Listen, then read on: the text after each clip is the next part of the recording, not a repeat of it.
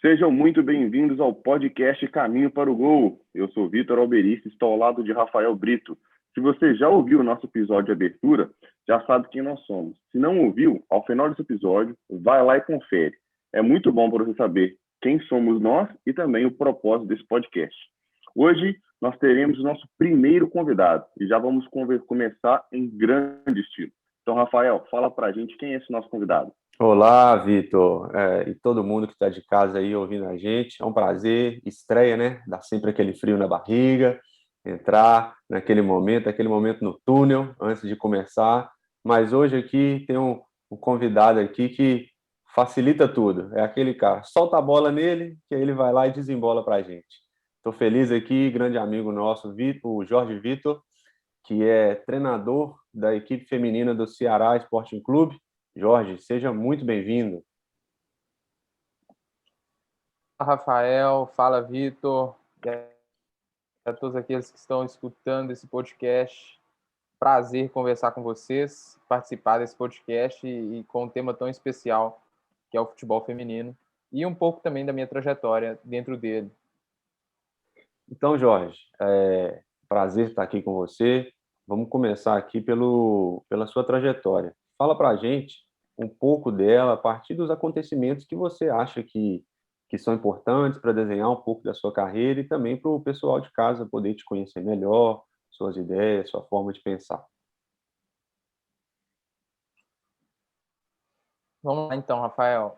Sobre a minha trajetória, desde que eu me entendo por gente, eu sou apaixonado pela bola e por futebol. Então, assim, desde criança o sonho era ser atleta de futebol profissional. E carreguei isso até os meus 17 anos, em que eu fui atleta de base, mas chegou nessa idade eu fiz vestibular e passei em vestibular para Educação Física da Universidade Federal de Minas Gerais, onde nós 3 estudamos.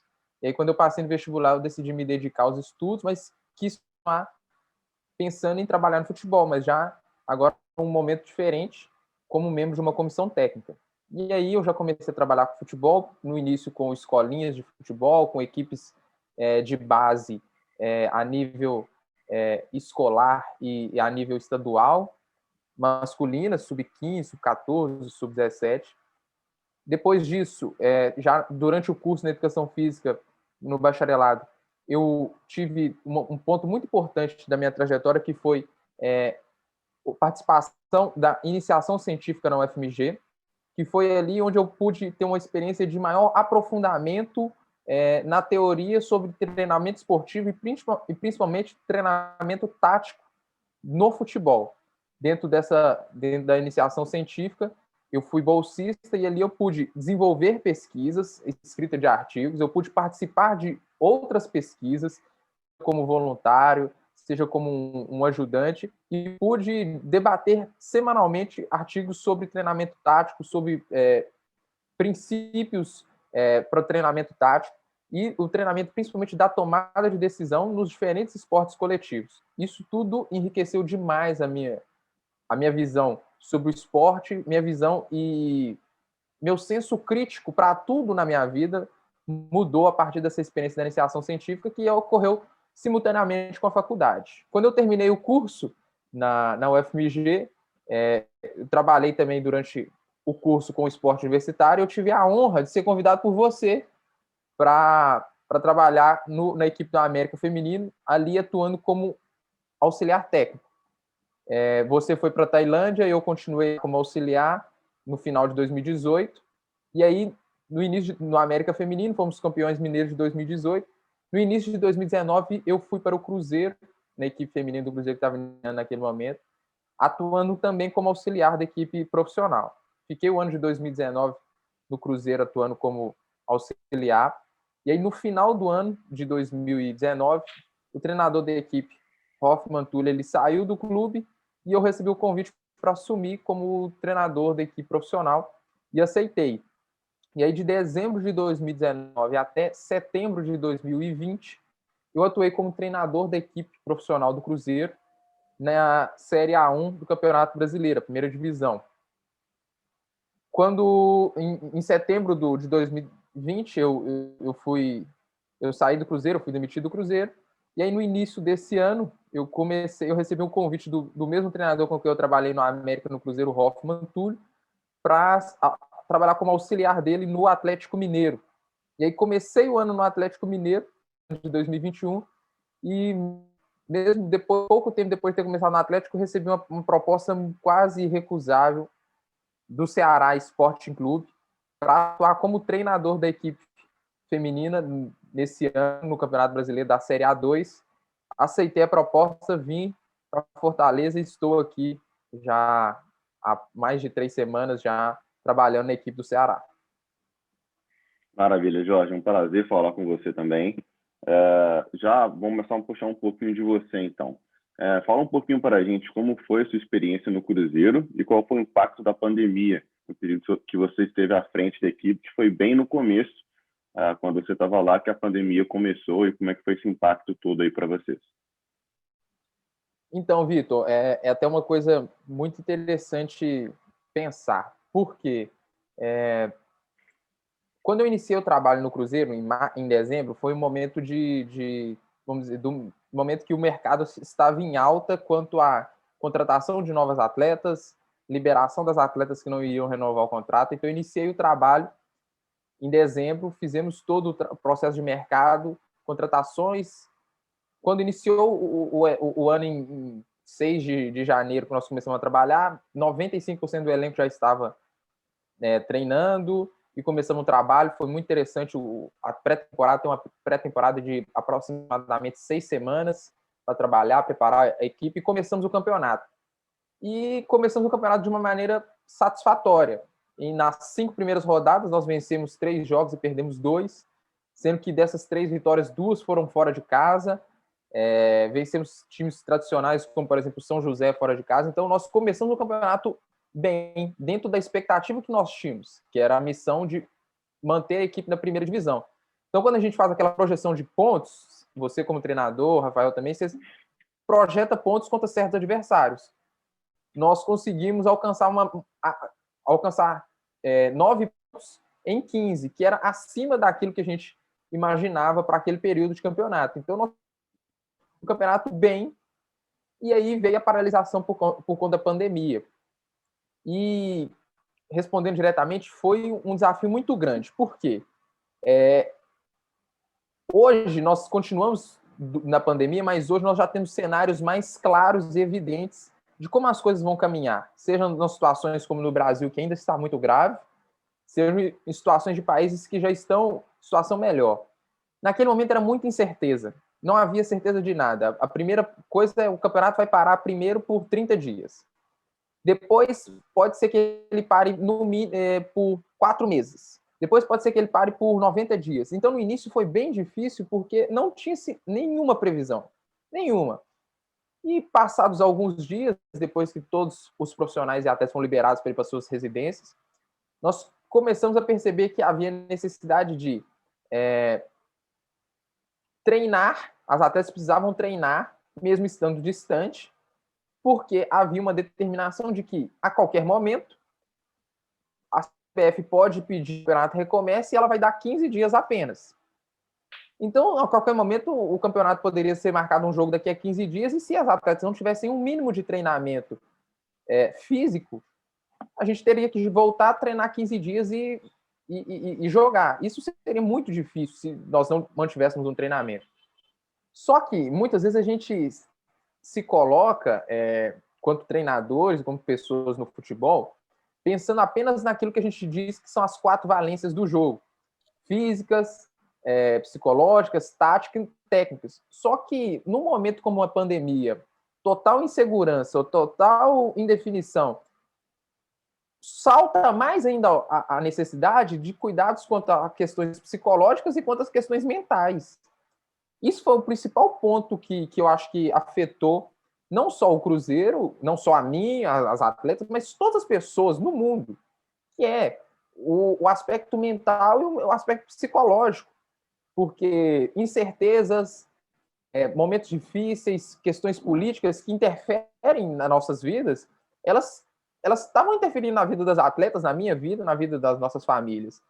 Tudo isso, então, começou a interferir. Então, a gente começou um campeonato bem, veio um momento de total indefinição, E aí começa a saltar situações como questões de ansiedade, questões de incerteza, de dúvidas, e uma necessidade de mesmo assim continuar treinando, acompanhar esse treinamento via internet, via remoto. Nós optamos não por fazer treinos juntos online, nós prescrevíamos o treinamento e enviávamos para os atletas, e cada uma delas ia dando relatos. E nós tivemos, por exemplo, situações como atletas que lesionaram. Como agir com uma atleta que lesionou nesse momento? Uma atleta que lesionou era de uma cidade próxima a Belo Horizonte, ela veio para Belo Horizonte tratar. A outra não era próxima, a gente teve que procurar uma situação longe. Então, foi uma situação bem única e difícil de lidar, porque cada atleta tinha uma situação na sua casa, tinha atleta que tinha material para treino, tinha atleta que não tinha material para treino. Eu gosto de dar um exemplo que eu tinha uma atleta que mora, vocês vão entender bem, ela mora em Balneário Camboriú, que é, vamos dizer assim, um lugar de uma classe média alta em Santa Catarina. Ela mora de frente para a praia.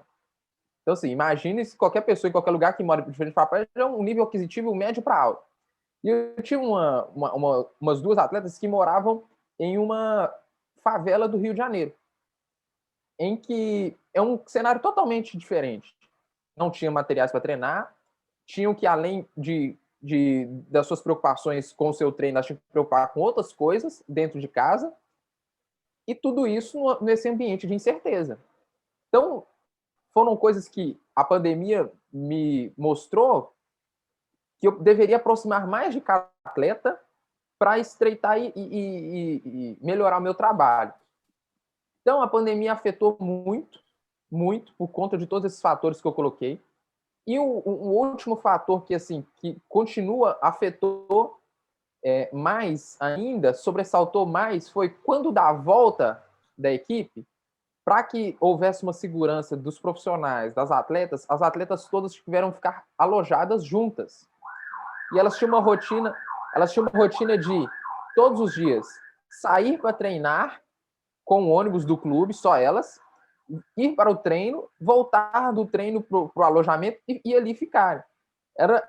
Evitava-se até que elas fossem ao supermercado, a uma farmácia, tudo isso era muito bem controlado para evitar o risco de contaminação. Então, imagina-se nesse ambiente, com todas essas coisas, e você ter que morar numa casa com outras 25 pessoas, sem poder sair, sem poder esparecer, sem poder ir ao mesmo tempo. Tudo isso foi um ponto dificultador, trouxe alguns efeitos, trouxe aprendizados, mas foram coisas que influenciaram diretamente cada uma das pessoas que estavam no processo da equipe, e também eu creio que isso chegou a influenciar o rendimento dentro do campo. Não é desculpa para coisas boas ruins, porque todos os times tiveram isso, né? Mas foram coisas que eu avaliei que influenciaram o rendimento da equipe e o processo todo que envolve a equipe, dentro e fora do campo. Quase vocês estavam vivendo quase um Big Brother, né? Um cárcere privado ali, todo mundo junto, e assim, vai saltando, e tem sido cada vez mais discutida essa parte social do atleta também, né? Como isso pode ter uma influência, assim, pode ter uma coisa que não tem nenhuma relação direta com o jogo ou com performance física, técnica, tática, e mesmo assim isso vai, de certa forma, influenciar na forma como o atleta vai responder lá no campo. E aí, partindo para essa parte, Jorge, e aí eu já vou ter que emendar duas perguntas aqui, porque eu ia perguntar para você da sua ideia de jogo, se você tem uma ideia de jogo preferencial, se você tenta adaptar os atletas que você tem, e aí, além dessa pergunta um pouco mais geral, o que aconteceu, foram as dificuldades que você encontrou para tentar desenvolver essa ideia de jogo nesse processo todo que você passou aí na pandemia, nesse processo, mesmo quando as meninas já estavam treinando, elas estavam, entre aspas, encarceradas ali, como que isso você sentiu ali que estava dificultando a assimilação da ideia, ou se estava facilitando aquela convivência tão grande o tempo inteiro? E quando você está convivendo o tempo inteiro, você só vê a cada mesma pessoa, tem uma hora que você não aguenta mais. Você fala, não, nossa, eu não aguento nem ouvir ele respirando.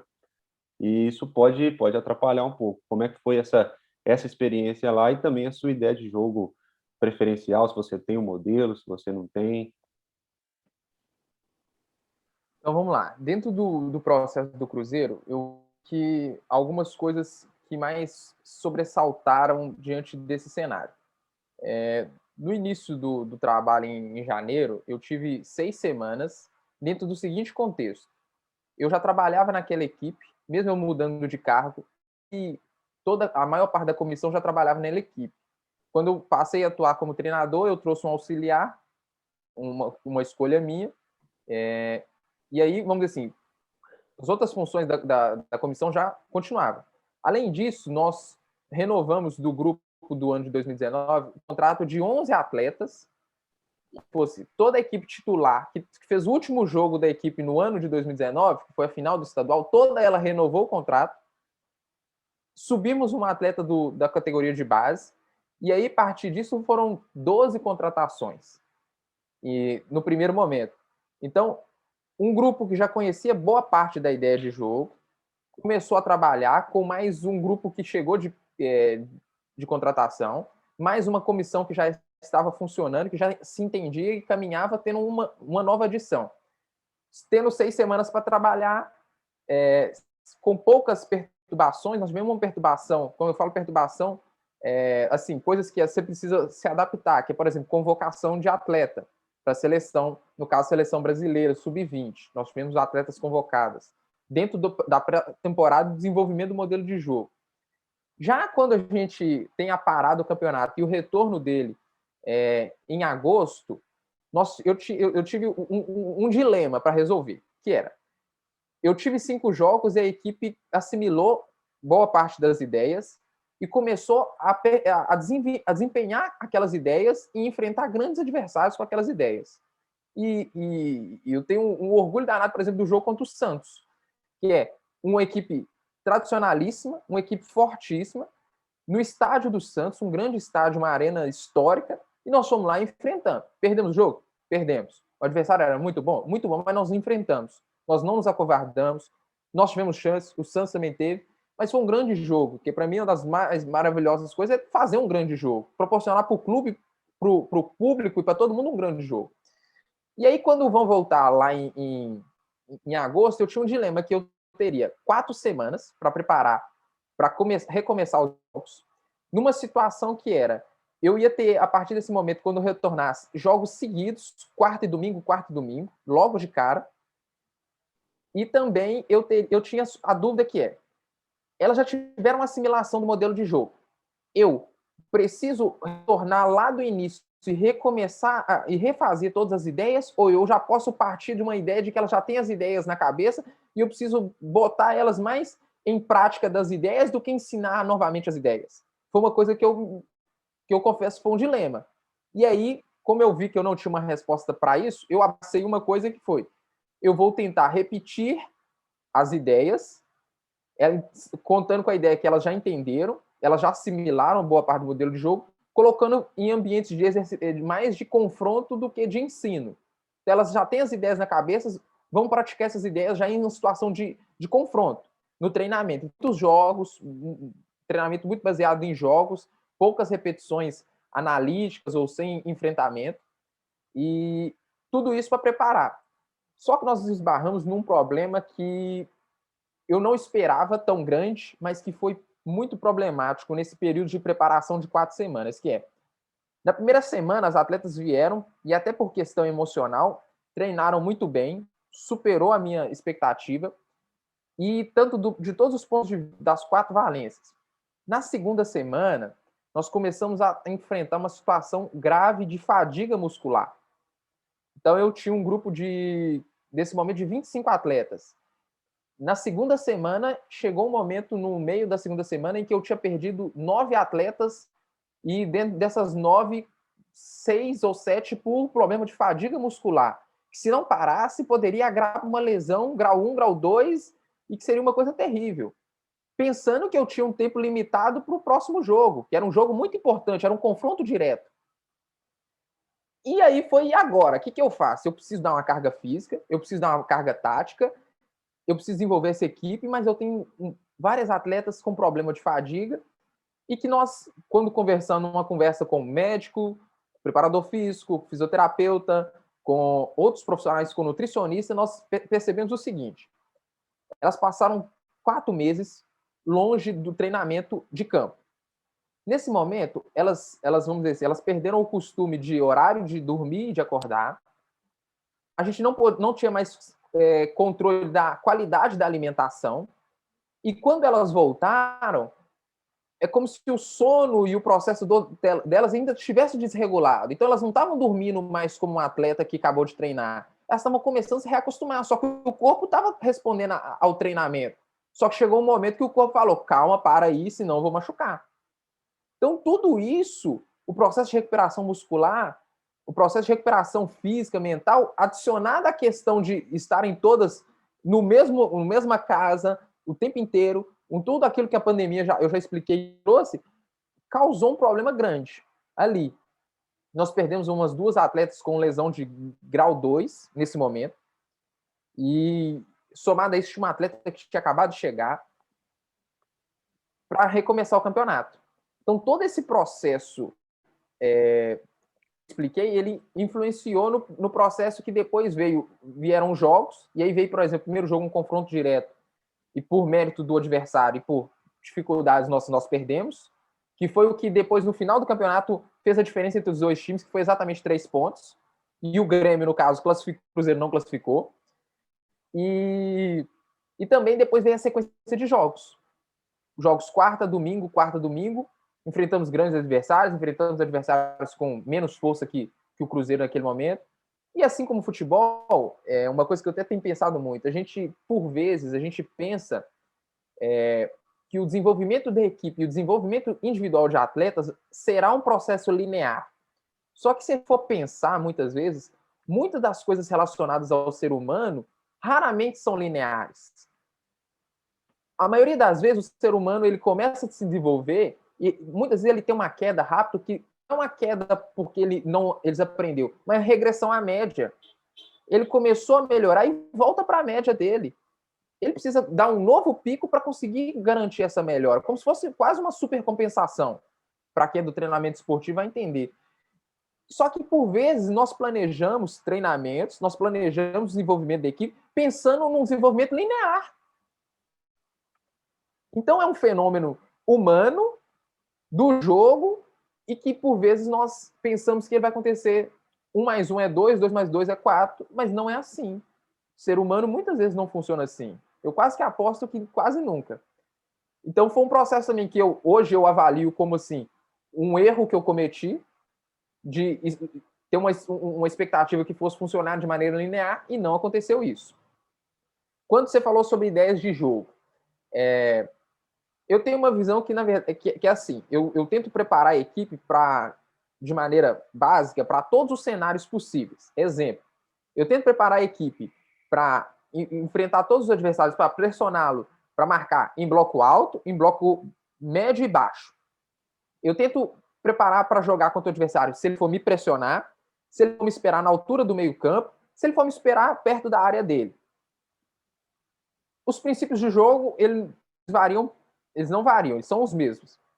Então, de certa maneira, eu diria que eu tenho ideias quase que fixas sobre o jogo, mas que durante o processo de preparação da equipe, principalmente já no momento competitivo, eu entendo que elas se adaptam àquilo que o jogo pede e dão à equipe a condição de responder àquilo que o jogo vai pedir. Porque vai ter vezes que eu vou analisar um adversário que só marcou baixo, todo mundo. Contra o meu time ele vai marcar alto. Mas se eu não preparei minha equipe, eu acreditei só na análise de que enquanto os outros adversários ele só marcou baixo, então tudo isso faz parte da minha ideia de ter ideias fixas, princípios fixos, daquilo que eu acredito, mas também, dentro desses princípios, preparar a equipe para os cenários possíveis. Então, é claro que tem coisas que você vai analisar o adversário, você vai preparar e coisas que vão acontecer e que aparentemente você vai falar, não treinei isso. Mas o treinamento também, eu entendo que ele não é simplesmente preparar a equipe para todas as coisas. É preparar o atleta a entender o jogo e responder às demandas dele. Fantástico, Jorge. Você falou muita coisa boa aí, cara, que eu tenho a vontade de puxar cada pontinha dessa aí para a gente desembolar durante muito tempo. Mas vamos ter que escolher um de cada vez, né? Falou uma coisa muito interessante do processo de desenvolvimento, que ele não é linear, né? Eu já me peguei nessa reflexão algumas vezes. Ele tem muito mais um formato de uma espiral, né, do que uma linha reta. Você melhora um pouquinho, passa a curva, aí tem hora que você vai descer um pouquinho para depois subir de novo. Ele cria muito mais formato de espiral do que realmente uma linha linear. E para quem é treinador, e nós somos treinadores jovens ainda, mas que a gente já está um processo há algum tempo, quando a gente começa, a gente tem muito essa cabeça de que as coisas não vão ir numa linha reta, né? Não é assim em todos os âmbitos, tanto físico, como você falou, desse aspecto os meninos desgastarem, elas desenvolveram, quanto nos outros âmbitos também. Eu quero puxar de você um pouquinho mais essa questão emocional, essa questão de grupo. Quero te fazer duas perguntas para você desenvolver o seu raciocínio. A primeira é que as meninas ficaram muito tempo juntas, e a gente sabe que grupo, quando você está muito tempo junto, e nesse momento de pandemia, tudo muito mais aflorado nas questões emocionais, gera conflito. Se teve muito conflito, se você teve que gerir isso chegou a atrapalhar o processo, e dentro da questão de relação interpessoal, qual que é a relação do treinador, você enquanto treinador, com o restante da comissão técnica, e quanto que esse tipo de relação pode atrapalhar a sua ideia de jogo e o que você pretende para a equipe, né? Como que as relações interpessoais das atletas entre elas, da comissão com as atletas e de você com a própria comissão mesmo, quanto que isso tudo consegue interferir com a ideia de jogo que você quer implementar. Então, vamos lá. Quanto ao processo de relacionamento das atletas, nesse ponto foi um fenômeno inesperado, confesso. Que foi que eu entendi que esse processo ele aproximou, claro, porque fisicamente estavam mais próximos, mas aproximou de relacionamento mais as atletas. E eu não tive tantos problemas para gerir entre atletas.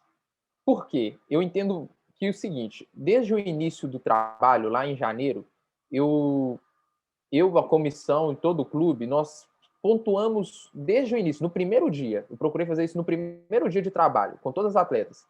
E também já tinha conversado com elas via WhatsApp, que é pontuar como nós iríamos trabalhar. E que o ponto que tinham três palavras que iam determinar que era a minha filosofia de trabalho para aquele grupo, e que falavam também das relações entre as pessoas, entre comissão, entre atletas, entre tudo. E, por exemplo, a primeira palavra que era da minha filosofia com elas e que extravasava para as relações, que era respeito. Então, assim, respeito era a primeira coisa. Se não houvesse respeito, aquilo era uma falta grave, dentro dos tipos de falta que a gente estabeleceu. Falta de respeito era falta grave. Então, isso era inadmissível. Então, nós colocamos desde o início. Então, elas já entenderam que eu posso não ser amiga, eu posso não sair junto com aquela pessoa que trabalha comigo para tomar um sorvete, para tomar uma cerveja, para o que for. Mas eu preciso respeitá-la. Eu preciso respeitar o espaço dela, preciso respeitar a opinião dela, preciso respeitar ela e pronto.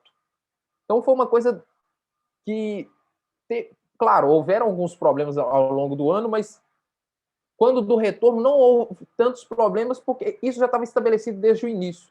E as atletas entenderam isso bem e responderam bem quanto dessa volta, e até achei que aproximou, porque assim, é normal em grupos de atletas no futebol feminino, por exemplo, dentro de um grupo grande, que era um grupo de 25 atletas, você tem pequenos grupos. Então você tem grupos de 4 atletas, de 3 atletas que têm mais afinidade, seja porque elas se conheceram ali e tiveram uma aproximação maior, seja porque já jogaram juntas em outros clubes, seja por algum amigo em comum. E eu senti que na volta, todos os grupos já estavam mais próximos uns dos outros. Atletas que antes nem conversavam, apenas jogavam juntos, passavam a conversar, passavam a lidar melhor uma com a outra. Foi uma coisa que até, vamos dizer assim, melhorou o processo da equipe. Mas, e acho que elas entenderam que era uma necessidade, porque se elas não melhorassem, dificilmente ia conseguir viver juntas durante todo esse processo. Quanto ao relacionamento até com comissão e até meu com atletas, e aí que vai para responder a questão de como isso pode interferir na ideia de jogo. Eu entendo que a melhor maneira de se relacionar de um treinador com as pessoas da comissão e com atletas é ele ser intencional no relacionamento. Você se relaciona com quem você trabalha quase que por obrigação. Por quê? Você está ali, a pessoa também, você às vezes depende dela ou não, vocês trabalham juntos com o mesmo objetivo. Isso muitas vezes você pode lidar assim. E pronto, se relacionar assim, simplesmente por obrigação. Mas eu entendo que para um melhor desenvolvimento, para um melhor ambiente, o treinador ele precisa, ou o líder do processo, ele precisa ser intencional. Ele precisa procurar desenvolver a relação com cada uma das pessoas e também de criar um ambiente em que as pessoas se relacionem e que, por vezes, extrapole só a situação do trabalho. Então, no Cruzeiro aconteceu isso. Dentro da comissão, por já conhecer as pessoas, por já ter um tempo junto com elas, eu procurei desenvolver esse processo. Porque nós tínhamos, além das demandas de trabalho, nós tínhamos reuniões semanais, tudo isso, se fôssemos pessoas que simplesmente estavam ali por obrigação um com o outro, eu acho que não seria a melhor maneira possível. Então, eu procurei fomentar, dentro da comissão, e meu sempre com cada um deles, uma relação intencional. Então, por vezes, eu chegava todos os dias e perguntava, e aí, como você está? Você está bem? E isso olhando nos olhos da pessoa, porque de repente ela vai falar que você está bem, mas os olhos dela vão te mostrar que não. Ou ao contrário, você vai chegar, a pessoa já está rindo, você não precisa perguntar se ela está bem. Você já está vendo que ela está bem. Você já dá o próximo passo, pergunta qual é o motivo do sorriso. Então, são situações como essa. E isso eu entendo que vão facilitar o desenvolvimento da ideia de jogo, por quê? Eu entendo que o desempenho, muitas vezes, o que vai determinar a vitória, a derrota, são coisas pequenas. Assim como nós precisamos tomar atenção para pequenos detalhes. Então, por exemplo, uma preocupação minha é que as pessoas da comissão podem ter opiniões totalmente diferentes da minha. São livres para isso. Mas quanto à ideia de jogo, quanto à maneira de instruir a equipe, seja em qualquer for momento, a instrução tem que ser da mesma maneira. Não precisa ser com as mesmas palavras, mas ela precisa caminhar para a mesma direção. Então, para isso, primeiro, a minha comissão ela precisa ter clareza das ideias de jogo. Porque eu brinco, e se eu fosse expulso um dia, se eu pegasse Covid, se eu ficasse afastado, se acontecesse qualquer coisa, o trabalho precisava continuar caminhando na mesma direção. Então, eu sempre tentava deixar claro para a minha comissão sempre todas as ideias de jogo, fazendo muitas reuniões semanais, planejamento. Acho que a minha comissão já chegava uma hora que ela nem queria mais ver minha cara, porque eu queria fazer tanta reunião de planejamento e sobre ideia de jogo, mas deixando sempre tudo isso muito alinhado com eles. Todos eles, e dando liberdade para que eles pudessem trabalhar. Eu aprendi isso com o treinador que eu trabalhei, com o Hoffman, que eu dava liberdade para a minha comissão. Se a minha comissão quisesse falar com o atleta, ela poderia falar com o atleta. Se ela quisesse participar da reunião de vídeo, mesmo se ela fosse a fisioterapeuta, ela poderia. No meu caso, eu falo isso com tranquilidade e gosto muito dele. O meu roupeiro participava da reunião de planejamento, de treinos. Ele participava da reunião de pré-jogo. Ele participava da reunião pós-jogo, em todos os momentos. Porque ele é parte da equipe. E porque ele gostava disso também. Então, se ele gostava e ele era parte da equipe, que participe, que seja bom. Porque, de repente, daqui a pouco ele vai dar uma instrução no momento que eu não estou vendo, no momento que eu não estou perto. Que ele dê a instrução com as palavras dele, com o jeito dele, mas com o mesmo sentido daquilo que eu tenho pedido e daquilo que eu tenho direcionado para a equipe. Então, o relacionamento intencional com todas as pessoas. Segundo, alinhamento para que a comunicação seja eficaz. Se não houver alinhamento na comunicação, as informações se perdem no meio do caminho, e aí eu acho que a chance de derrota e de erro é muito maior. Ô, Jorge, é sensacional e é engraçado que você está falando aí de comunicação, da informação, e tudo vai num ponto que você tocou bem antes, que é as relações humanas, né? Elas estão presentes, extremamente presentes no meio do futebol também, como é na grande maioria dos meios, mas acho que a gente passou por uma curva até no desenvolvimento do conhecimento no futebol no Brasil, que foi chegou a parte tática e todo mundo só se falava de tática, tática, tática, o que é normal, e aí depois baixou aquela discussão, ignora a técnica então, o jogador não sabe bater na bola mais, e aí superou isso também, e hoje tem entrado cada vez mais essa conversa das relações, de gestão de pessoas, de conseguir entender essa parte social, de conseguir entender que no fim do dia ali quem chuta na bola é um ser humano e é extremamente importante essas relações estarem bem. E aí a gente acompanhou alguns jogos seus lá do Cruzeiro e honestamente para mim igual uma coisa que você falou tem que passar um jogo bom para o público. Eu assisti o jogo do Cruzeiro e Santos e eu tenho certeza que o público que estava na Vila saiu satisfeito, porque eu assistindo o jogo, eu falei, nossa, esse jogo está excelente, das duas equipes. Foi sensacional, um jogo muito bem jogado, um jogo bacana de ver, um jogo atrativo das duas equipes, você via ideias claras e tudo mais. Mas teve uma coisa que me chamou a atenção no meio disso tudo, que foi assim, o Santos, equipe tradicionalíssima, jogadoras, tinha a Cristiane lá, que assim, é um ícone, né? Não tenho o que comentar dela. E do outro lado, o Cruzeiro. Primeiro ano de Série A1, um time jovem, a camisa é pesada, mas era o primeiro ano de Série A1, o Cruzeiro estava no projeto inicial, no futebol feminino, e deu para notar, em alguns momentos ali, o time oscilava na parte emocional, porque tem aquele nervosismo de estar ali, tá jogando fora, tá jogando contra um time que assim, é a referência praticamente do futebol feminino no Brasil. Então tem tudo isso e tem o peso da torcida ainda junto. Como que você foi tentar gerir essa parte emocional das atletas por causa da pressão, por causa de estar numa Série A1, para conseguir passar para elas a confiança que era necessária para jogar, obviamente, não só no jogo contra o Santos, mas contra outras equipes também, durante esse trajeto lá? Então, Rafael, parte desse processo, além das relações individuais com cada atleta, procurando entender como, vamos dizer, basicamente, com todas as limitações que eu tenho, tentando entender como cada uma funcionava, quais os ambientes que eram melhores. E aí eu até cito um ponto muito interessante. Chegou um momento da pandemia que eu falei, eu preciso conversar com cada uma atleta, eu tenho uma oportunidade que é agora, que elas não têm pressão de tempo, eu também não tenho. Eu entrevistei todas as minhas atletas. Porque eu queria saber coisas que eu não sabia antes.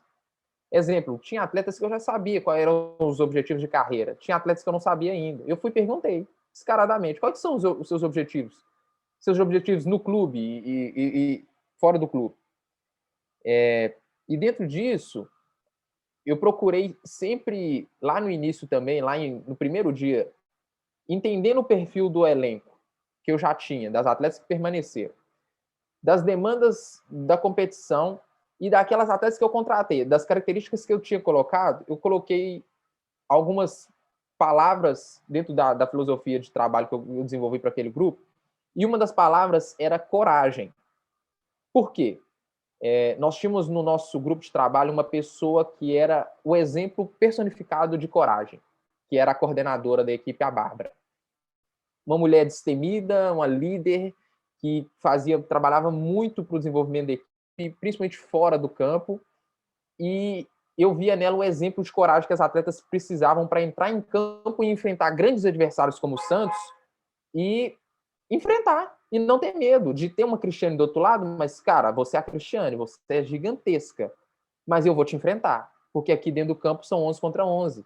Você é uma, eu também sou uma. Então, dentro da filosofia de liderança, eu já procurei dar estímulos para isso. Sendo um grupo novo e pela maneira como nós queríamos jogar, além da coragem, eu precisava dar liberdade e como se fosse uma palavra uma expressão que eu estou inventando agora, que é liberdade de erro. Que é, você pode errar. É normal, vai acontecer, somos seres humanos. O que nós precisamos é estar pronto para quando acontecer o erro. O problema não é errar, é não reagir ao erro, seja para o bem. Então, dando coragem, dando liberdade, a equipe começou a entender isso e que casava como nós queríamos jogar. A gente iria enfrentar as equipes, mas nós não iríamos enfrentar as equipes quase que com medo. Ai, calma, não me golei. Não, você pode ganhar de mim, mas você vai ter que fazer muita força para ganhar de mim. Só que esse processo, mais uma vez, ele muitas vezes não é linear.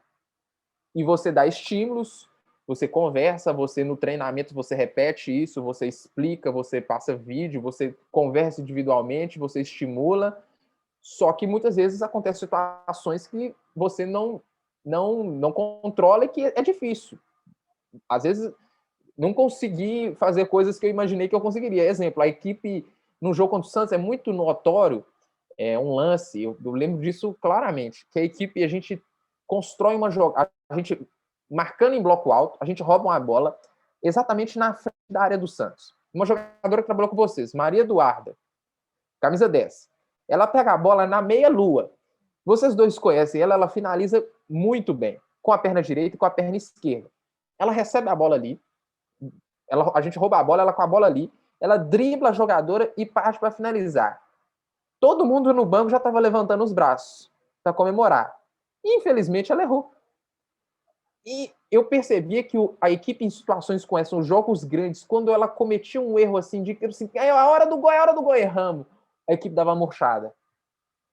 E é claro, a gente tenta agir naquele momento com incentivo, com muitas coisas, mas você percebe que existe a equipe dá uma murchada, ela tem um momento de dificuldade, e aí você precisa achar uma estratégia. Nesse próprio jogo do Santos, como aspecto psicológico, a gente começa o jogo tentando fazer um bloco alto e pressionar o Santos. Só que o Santos tinha uma maneira muito peculiar de fazer a saída de bola. As volantes do Santos, elas vinham buscar a bola muito no pé.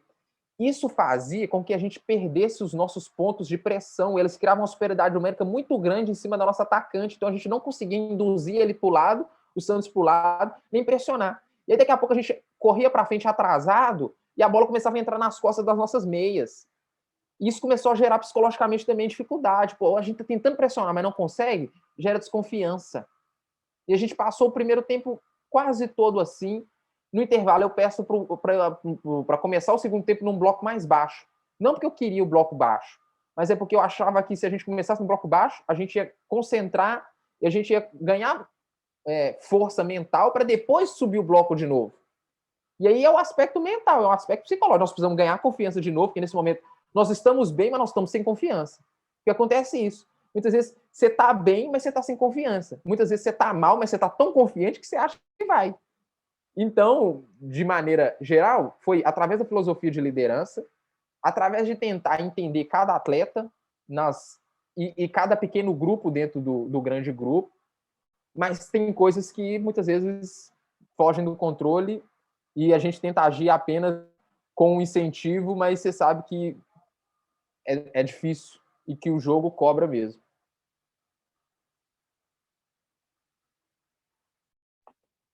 Bom, muito boa sua fala, Jorge, em alguns pontos. Nós assistimos os jogos, né, da época que você estava lá no Cruzeiro, que foi o último trabalho que você estava à frente como treinador, e nós reassistimos agora, e o Rafael, alguns jogos, antes de conversar com você. Esse jogo do Santos chamou a atenção, nós estávamos até discutindo sobre isso, dessa questão da confiança, porque em alguns momentos do jogo, vocês estavam muito confiantes dentro da partida, os atletas propusendo, arriscando as coisas, né, tentando criar as ideias. Até falou, mesmo com um adversário difícil, as ideias eram claras, mas em outros momentos, até pelo momento de pré-pandemia, o estádio estava realmente cheio, durante o jogo ia chegando muita gente, e um time tradicional, jogadoras conhecidas, algumas atletas erravam e realmente tinha essa questão de, por alguns minutos ali, uma desconfiança do que, será que a gente pode fazer isso? Será que a gente não pode? E em outros, não, deu certo, então vamos embora, porque o meu fenômeno que você falou de errar e sentir, acontecia o contrário também. Fazia uma jogada boa, aí você tinha uns 10 minutos de todo mundo tentando muita coisa boa, e realmente deu para sair muita coisa desse jogo e dos outros. Os outros jogos que a gente assistiu, acredito até um pouquinho mais confiante nesse sentido. Passando dessa questão do aspecto psicológico e de relação pessoal, e falando um pouquinho mais da questão do jogo em si agora. O jogo, a maioria dos jogos que a gente viu de você foi um jogo muito bonito, muito gostoso de ver. Eu acho que a gente sente falta disso um pouco, né? Principalmente do leigo que está assistindo o jogo. Porque quem trabalha com futebol, vai analisar taticamente, tem alguns jogos que a gente gosta. Pô, o jogo ficou 0-0, mas os dois times se portaram bem, tiveram uma boa organização defensiva, até uma boa organização ofensiva, mas teve dificuldade. Para a gente é gostoso, mas para o jogador leigo não é. E os jogos que a gente assistiu, ficou claro as suas ideias de jogo, mas um jogo bom de se ver também. Todos os times atacando, tentando, um jogo mais propositivo. Agora vamos falar, então, um pouquinho mais de tática agora, dos processos do jogo mesmo. Uma coisa que chamou a atenção na nossa equipe é que era um ataque muito leve. As meninas eram rápidas, dribladoras, a maioria delas gostava de movimentar muito dentro do campo, de trocar de posição. E esse ataque que você teve, você até trouxe uma das meninas por dentro, né, que tem essa característica para abrir um espaço para uma quarta menina, que é como nós trabalhamos com a maioria das atletas que você trabalhou também. A Vanessa era uma jogadora de beirada, com você ela passou a ser uma jogadora mais de dentro, e você colocou uma outra menina na beirada com essas mesmas características. Isso é uma ideia sua, esse ataque mais leve, mais rápido, ou foi uma circunstância de elenco, circunstância de mercado, que você tinha esse elenco na mão, você se adaptou para fazer elas renderem melhor?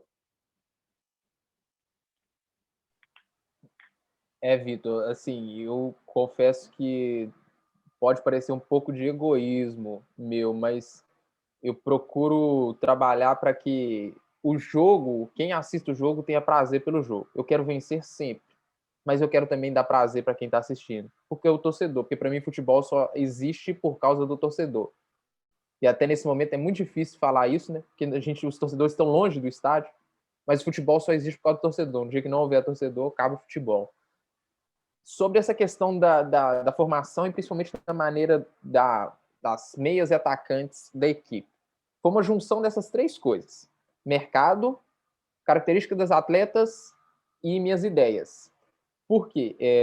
Eu tive a oportunidade de renovar com o time titular que terminou o ano. E, embora atuando, às vezes, de maneira um pouco diferente e com alguns princípios diferentes, essas atletas já se conheciam e elas tinham essas características de serem novas, todas elas com menos de 23 anos, com características de atletas rápidas, e principalmente de rápidas quando eu falo de aceleração, muitas vezes não de velocidade máxima ela ganharia a corrida, mas de acelerações de distâncias curtas elas sempre estavam prontas para isso. E no mercado, é uma coisa até que é muito interessante vivenciar, e eu tive a oportunidade de vivenciar isso, que nós subimos para a Série A1. Então, no ano anterior, a equipe tinha um orçamento de Série A2, de segunda divisão. Suba para a primeira divisão com uma situação específica vivenciando no clube, que era o Cruzeiro, que o clube sabia que no ano que nós subimos, ele ia ter uma queda de receita como instituição. Então, o meu orçamento ele não iria aumentar. Ele iria permanecer próximo do que era, poderia aumentar pouca coisa. Então, eu tive que me ajustar para o mercado também, financeiramente com atletas similares de valor financeiro, de salário financeiro ao que eu tinha no ano anterior. Então, assim, eu renovei com essas atletas todas e busquei atletas também com características dessas, porque também é um tipo de atleta que eu gosto de trabalhar, que é atleta rápida, porque eu acho que a valência de velocidade e explosão, força explosiva é muito importante, força máxima, e também atletas que não tenham medo, tenham coragem de enfrentar qualquer situação. Então, essa relação de situação do clube e mercado, como eu estar diante do mercado, a característica das atletas que iam ser a base da minha equipe, que elas estão vindo do ano anterior, e as características das atletas. E aí você citou um caso da atleta, e eu falo o nome dela porque é um prazer danado falar o nome dela, que é a Vanessa. Eu conheci ela em 2018, em agosto de 2018, quando eu fui trabalhar com o Rafael. Ela era uma segunda atacante, porque a equipe jogava num 3-5-2. Ela era uma segunda atacante, mais pelo lado esquerdo, que tinha uma situação de drible e finalização, e era uma chapada boa. Até brincava disso. E ela, com percentual de gordura alto, eu vi o percentual dela essa semana, naquela época. E ela, pelo trabalho que foi começar a desenvolver ali, ela começou a mudar a mentalidade dela. Então ela melhorou posicionamento, entrega dela para o grupo e as questões físicas. E aí, naquele campeonato estadual, ela já, por vezes, atuou quase como uma centroavante, sendo mais uma finalizadora.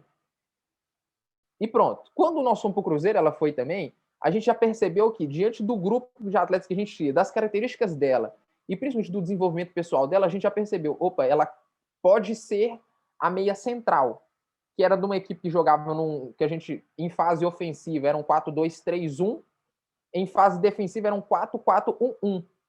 Então a gente começou a ver, ela pode ser uma meia central.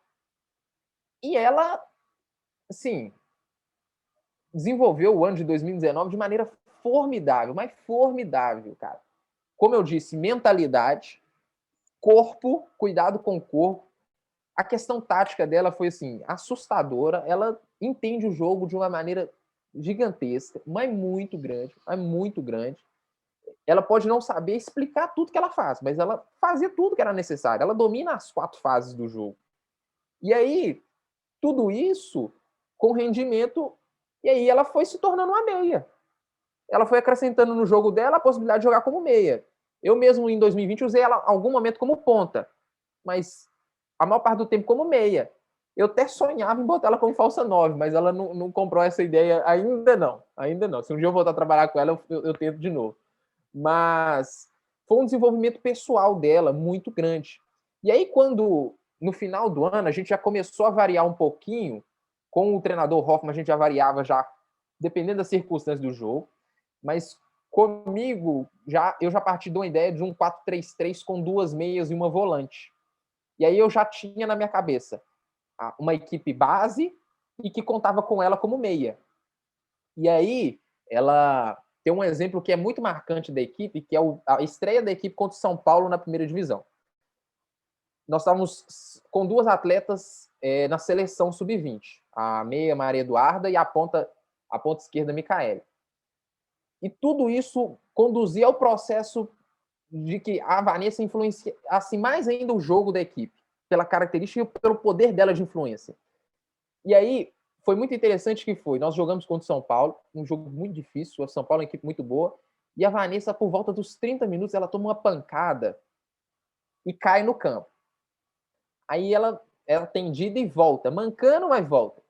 Aos 33, 34, a gente consegue fazer na organização ofensiva, a bola estava no corredor do lado esquerdo, volta, circula pelas zagueiras, e uma zagueira consegue achar um passe direto entre a zagueira e a lateral adversária, porque a gente gerou esse espaço, e a Vanessa faz o movimento de ruptura nesse espaço, recebendo o passe da zagueira já, e faz o gol. E no lance que ela faz o gol, ela finaliza, faz o gol e já cai de novo. Machucada. Tanto que ela não comemora o gol. O povo vem pular em cima dela, ela pede para não pular. A fisioterapeuta entra, atende ela e já fala com ela, pode mudar. Já falou comigo, pode mudar. Eu mudei, tirei ela. A partir daquele momento, o jogo foi outro. Outro. Assim, é claro e evidente para todo mundo que assiste o jogo. O jogo mudou, acabou. A equipe teve muita dificuldade depois disso na organização ofensiva, mas se superou em outros aspectos que naquele momento foram suficientes para garantir a vitória. Mas ela, por característica dela e pelo desenvolvimento dela, ela passou a influenciar demais. Foi por isso que eu vi esse fenômeno em 2019 e falei, essa equipe precisa ter como âncora essa atleta. É muito interessante. Antes de passar para o Rafael, só comentar um pouquinho, porque a Vanessa é um assunto legal de falar, até para quem não conhece, né, quem está nos ouvindo, mas é porque a gente conseguiu ver uma evolução muito grande nessa atleta, porque nós 3 trabalhamos com ela em momentos diferentes, né? Quando a gente viu a Vanessa pela primeira vez, na época eu era o treinador da equipe, o Rafael era o meu auxiliar, a gente viu ela no time do Aliança, em Goiânia, e ela era esse jogador de beirada, de trazer para dentro e tentar criar uma situação por dentro, partindo do lado para dentro do campo. E a gente ficou encantado com o futebol dela e tentamos trazer ela para o América na época, e ela muito insegura de mudar de casa, de mudar de cidade, e ela mudou, e ela era muito tímida no começo, ela teve muita dificuldade de adaptação, e ela foi se soltando aos poucos. Depois, quando eu deixei a equipe, o Rafael assumiu, ela já estava mais confiante, o Rafael colocou ela em outras posições também. E depois disso ainda, com você, eu já vi ela uma jogadora completamente diferente. Então, foram 3 estágios da mesma atleta que a gente conseguiu acompanhar. E foi muito legal de ver esse aspecto. E é bom de usar isso para quem está nos ouvindo, entender um pouquinho disso, né? Porque a gente fica muito apegado às questões físicas e táticas, às vezes, e o jogador, a gente esquece da parte humana. Eu fazer isso muito no meu início de carreira, e pensava na jogadora com as características dela, o que podia fazer, mas era muito mais o aspecto social e psicológico dela, que ajuda isso também, né? E o caso dela foi muito claro para todos nós, e realmente foi uma evolução muito grande. Realmente, a Vanessa, ela realmente teve uma evolução.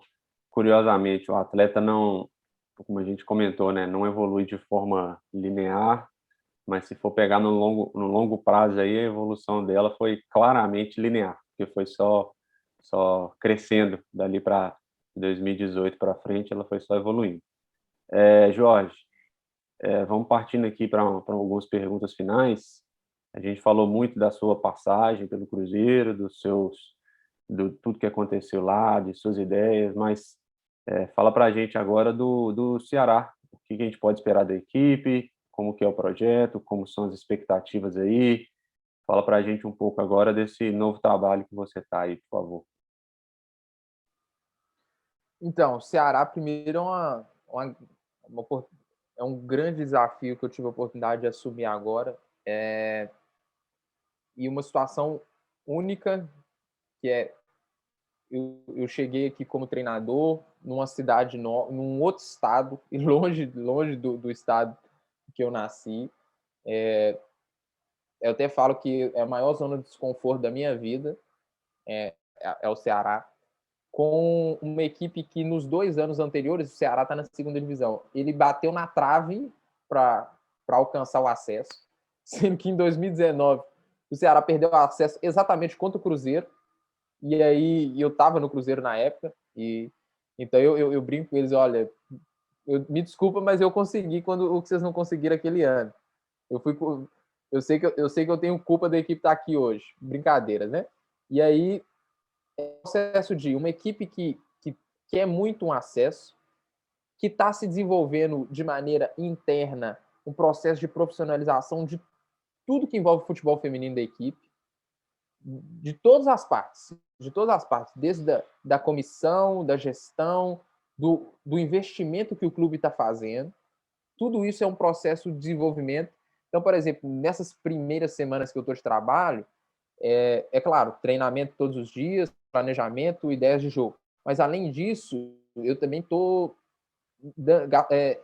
investindo muita energia no desenvolvimento de processos internos da equipe. Exemplo, uma preocupação muito grande que eu estou tendo aqui e de alinhar muito bem com diretoria, com comissão, que é comunicação. Nós precisamos comunicar bem, precisamos entregar as informações bem. Então, é um grande desafio fazer isso nessa equipe do Ceará. E até porque uma coisa que eu quero subir, vou trabalhar muito para conseguir o acesso. Mas eu quero que, seja qual for o resultado, não sei, o resultado do campo ele é muito importante. Mas não só fique o resultado do campo. O que quero dizer? Se a equipe subir, ótimo. E se eu continuar no trabalho, na equipe, ótimo. Se eu não continuar, se a equipe não subir, se acontecer, que a equipe não retorne, vamos dizer, desça degraus no processo de desenvolvimento da equipe, de profissionalização do departamento. Que ele continue a partir dali, seja comigo ou com outra pessoa. Porque alguém vai ter que ficar. Nem que seja apenas o presidente, nem que seja apenas um diretor, mas que ele já saiba, olha, nós temos que partir daqui para cima, não precisamos descer degraus a mais. E isso estou gastando nos primeiros dias, estou investindo energia nisso, porque eu acho que se eu investir energia nisso agora, eu posso ter resultados dentro do campo também, lá na frente. Quanto a ideias de jogo, como eu disse, eu tenho ideias fixas, quase.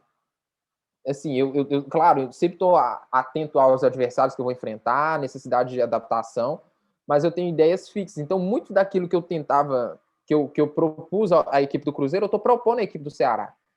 A grande beleza do futebol é que ideias iguais vão ser interpretadas de maneiras diferentes. Porque são atletas diferentes, arcabouços de jogos, experiências diferentes. Então, por exemplo, aqui no Ceará eu tenho uma equipe, como uma questão prática, uma equipe com uma idade mais elevada. A equipe do Cruzeiro que eu comandei, ela tinha idade média de 22 anos e meio. Na equipe do Ceará eu tenho mais de 5 atletas com mais de 30 anos. Na equipe do Cruzeiro eu tinha uma atleta acima de 30 anos. Então, é um grupo diferente. Ele vai interpretar as mesmas ideias de maneira diferente. Então, eu acho que as mesmas ideias serão apresentadas, vão ser colocadas em campo, mas a prática e a evolução delas vai ser diferente. Então, é isso que eu tô, a minha grande luta comigo mesmo agora, de que não é errado a maneira como elas estão interpretando essas mesmas ideias. É diferente, não é errado. Eu preciso que elas entendam as ideias. E aí, por exemplo, um grande ponto que é transição defensiva. Aquela equipe do Cruzeiro, pela característica física, ela tinha uma transição defensiva assim, fantástica. É muito boa, é muito boa. E o jogo feminino, eu entendo que ele é um jogo muito assim, ele é um jogo que eu chamo de fragmentado. A troca de posse de bola é muito grande durante o jogo. Então você precisa estar muito pronto para transitar. E no Cruzeiro, a gente transitava e muitas vezes conseguia roubar a bola na zona que perdeu. Eu acho, é um chute, porque eu tenho treinado e estou vendo as respostas dela, que aqui pode ser que a gente transite, cubra a bola, mas não consiga tomar naquela zona. A gente vai só não deixar o adversário avançar no primeiro momento. Ele vai conseguir tirar a bola da pressão. E aí eu vou ter que, de repente, baixar o bloco, ou manter o bloco naquela altura e depois reorganizar a pressão. No Cruzeiro não precisava. Perdeu, já pressionava, muitas vezes a gente já conseguia resolver o problema ali. É uma reinterpretação, é uma interpretação diferente por causa das características físicas, técnicos, táticas da equipe. Mas o principal, que é aí, é onde o Vitor falou e eu quero que seja aqui para o torcedor do Ceará e para quem assistiu o jogo. O jogo seja vistoso, que dê resultado também, que ganhe, mas que seja vistoso, dê prazer para o torcedor. O torcedor olhe para a equipe feminina e fala assim, é o meu time, é o time que eu amo assistir jogar. Perfeito, Jorge. Agora falando também do futebol feminino no âmbito geral, eu quero saber, né, e não só eu, como todos os ouvintes, você que é um cara que está dentro do futebol feminino atuando, qual é o seu diagnóstico, qual é o seu retrato de momento, e se você consegue fazer algum prognóstico, alguma previsão para o futuro da modalidade. Vitor, essa pergunta é muito ampla e eu vou tentar direcionar um caminho para que as pessoas entendam a minha análise e meu prognóstico. É um processo que ele é muito social, o futebol feminino. Quando eu falo social, não como de fazer coisas sociais no sentido de ajudar as pessoas. Não, eu falo que ele é social porque ele tem muito a ver, por exemplo, com questão de respeito à mulher e de como que a mulher é vista na sociedade. E da luta das mulheres, de reconhecimento e principalmente de respeito e de direitos iguais. Então, por exemplo, o futebol feminino está se desenvolvendo. Hoje, essa semana começou o Campeonato Brasileiro Feminino da Primeira Divisão e hoje se tem televisão aberta, transmitindo o jogo domingo, às 8 da noite. Domingo, às 8 da noite, na televisão brasileira. Isso é horário nobre.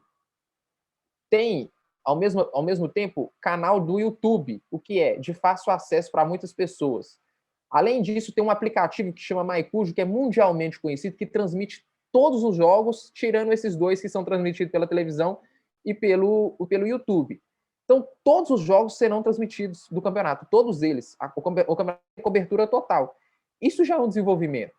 E vai continuar se desenvolvendo, porque eles já estão falando que uma das grandes redes de televisão aqui, a maior, tem interesse no produto futebol feminino. Então, o futebol feminino ele também passa por esse ponto, nesse momento, ele está fazendo essa virada de chave, que ele é um produto. ele tem um viés social e de como as mulheres são vistas na sociedade, mas ele é um produto. E ele começa a ser vendido como produto, ele começa a render, as equipes começam a receber dinheiro de patrocinadores, as camisas já não é mais aquela camisa limpa, só com escudo, já é a camisa com patrocinador. As atletas já têm um processo de assessoria, seja de empresário, assessoria física, assessoria mental, assessoria tática. As atletas têm todo tipo de assessoria hoje em dia, porque elas já são cobradas de tudo isso. As atletas, elas têm patrocinadores. Tem atleta com marca de patrocínio esportivo. A Puma patrocina, além de patrocinar o Palmeiras, ela patrocina algumas atletas do Palmeiras com muitas coisas. Então é um processo que está se desenvolvendo. A velocidade, se passos curtos ou longos, eu não confesso que eu não sei dizer, porque eu entendo que dentro do Brasil, que é um país continental, existem diversos cenários.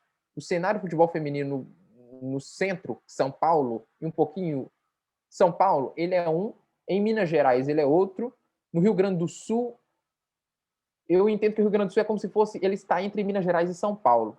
Ele é melhor que Minas Gerais, mas ele não é tão bom quanto São Paulo. No Rio de Janeiro já é outro. E eu que estou no Nordeste agora, no Ceará, no estado do Ceará, é bem diferente, mas também está se desenvolvendo, também está crescendo, em momentos, em cenários diferentes. Além disso, do ponto de vista tático, eu entendo que o jogo tem se desenvolvido, mas ele teve um grande desenvolvimento. Eu falo isso porque eu acompanhei mesmo não o campeonato de 2018, a qualidade dos jogos. Em 2019, eu entendo que os jogos da primeira divisão e da segunda divisão foram melhores. Já em 2020, a primeira divisão, eu acho que ela melhorou mais um pouquinho. A segunda divisão, eu achei que ficou no nível para baixo. Por quê? Os 4 times que subiram de 2019, eles tinham um investimento muito alto para a segunda divisão. Então, eles elevaram o nível mas a segunda divisão ficou no nível razoável depois que eles saíram. Esse ano o campeonato está começando. Só que isso traz um outro problema que é, o jogo está se desenvolvendo porque você tem bons profissionais e boas jogadoras. Só que só que o número de jogadoras boas no Brasil, eu entendo que ele é limitado. Então, exemplo, o campeonato tem 16 times. Os 16 times, ele quer ter entre 15 e 20 atletas ótimas. Só que eu diria que não existe esse número. Multiplica 15, 16 por 20. Vai dar 320. Eu não acho que existem 320 jogadoras brasileiras top, boas, prontas para jogar a primeira divisão. Só que quando que isso vai acontecer? Quando o processo de base for melhor. Quando o processo de base for coerente para preparar as atletas para chegar. Porque hoje a atleta que sobe da base, dificilmente ela consegue jogar na primeira divisão. Porque a primeira divisão já está com a cobrança de resultado, já está lá em cima. Os jogos já são tiro, porrada e bomba. Já tem um viés tático muito grande. E aí, atleta de 18 anos, às vezes ela está preparada? Algumas sim, outras não. Então, só porque o processo de base ainda é ruim. Ruim do ponto de vista, não do treinamento dos profissionais, mas ruim do ponto de vista de que as atletas ainda chegam ao profissional com pouco tempo de prática de qualidade, pouco tempo de competição. Então eu faço um prognóstico que o jogo vai continuar no nível que está hoje, que eu acho que ele já chegou no platô, durante mais uns quase 10 anos. Só quando chegar uma nova geração que veio da base com melhor qualidade de processo, o jogo vai se desenvolver de novo. Até lá, os treinadores, todos eles, eu conheço a maioria, já são muito bons. Mas eles não vão conseguir, acho que, melhorar muito. Eles vão variar, mas eles não vão conseguir melhorar muito, porque as atletas boas vão continuar. E vão subir poucas boas. Então, não sei, não acho que o jogo vai desenvolver muito em 10 anos, mas quando chegar, vamos dizer assim, uma jornada, uma leva de atletas da base bem formadas, aí eu acho que o jogo vai crescer muito. Vai muito, de todos os aspectos. Físico, técnico, tático, mental, como produto, profissionalismo, tudo isso. Jorge, é sensacional a conversa, foi muito bom. Acho que a gente teria muitos outros temas aqui para a gente explorar, muita coisa para a gente conversar, mas por hoje a gente fica aqui. Nós vamos ter que fazer um episódio 2 com você para conseguir retirar tudo aí. Foi excelente. Mas agora, pessoal, a gente vai partir para um quadro aqui que a gente tem no podcast, que quem quem conhece, quem já teve aí na televisão, antigamente os comerciais, vai entender o trocadilho. Nós vamos partir para o The Books is on the Ball. Pessoal, então, o The Books on the Ball, a nossa ideia com esse trocadilho aqui é sempre deixar algum material de consulta, alguma informação ou alguma citação que seja, para que quem está nos ouvindo possa pesquisar, consultar e sempre deixar alguma forma de conhecimento. E para quem não entendeu, para quem ainda está passos curtos aí no inglês, o livro está sobre a mesa. The book is on the table, the book is on the ball. É isso que a gente está procurando aqui, deixar todo mundo aí atento, ligado nas nossas sugestões. Eu vou puxar a responsabilidade para essa aqui, vou puxar a responsabilidade para a estreia, então a minha indicação vai ser 2 manuais orientadores da Conmebol, o manual orientador do futebol sul-americano e o manual orientador do futebol feminino. Tive a oportunidade já de ler o do futebol sul-americano, ainda vou adentrar mais do futebol feminino, mas assim, em alguns momentos da leitura, o pessoal pode ter uma sensação de que, não, está falando informações básicas e tal, mas exatamente, ele segue uma linha muito boa, que é o orientador. Então, ele consegue orientar cada ponto ali, consegue dar um guia, um norte, tem uma linha de raciocínio muito clara e boa, e que pode servir de escopo ali para a construção, não só de uma forma de jogar, mas também para desenvolvimento de projetos, desenvolvimento de currículo e também para o entendimento do futebol e de algo que eu sou fascinado, que é a identidade sul-americana do futebol, que para mim é muito bom. Então vamos aí partir agora para o Vitor. Vitor, fala aí qual que é a sua dica do The Books on the Ball. Vamos lá. A minha indicação para o The Books on the Ball é o nome do quadro, né? É um livro. O livro chama Futebol, Arte e Ciência, Construção de um Modelo de Jogo, dos autores Marcos Reis e Marcos Almeida. Esse livro ele fala muito do modelo de jogo, né? A construção do modelo de jogo. Ele tem uma discussão teórica boa, mas também é um livro prático. Vale muito a pena. O Marcos, eu tive contato com ele no curso do futebol interativo. Ele foi um dos professores do curso de análise de jogo. Então, um grande abraço aí para o Marcos, para o pessoal do futebol interativo. É um livro bom que vale a pena vocês conferirem. Bom, aproveitando já também para me despedir, né? Foi ótimo estar aqui com todos vocês. Eu espero que você que está nos ouvindo tenha gostado tanto do papo quanto eu. Para mim foi um papo que realmente construiu muita coisa. Jorge, foi um grande prazer conversar com você. Tenho certeza que o nosso ouvinte conseguiu tirar muita coisa boa. Eu gastei quase 2 folhas aqui de anotação. Tem muita coisa que eu queria puxar de você e explorar um pouco mais sobre a sua prática, do seu conhecimento. Espero que você volte outra vez para a gente gravar um outro episódio no futuro. Mas, de qualquer forma, muito obrigado. Foi um grande prazer e espero te receber aqui novamente. Agora, fala para a gente aí qual que é a sua sugestão para o The Books on the Ball e já também faz a sua despedida.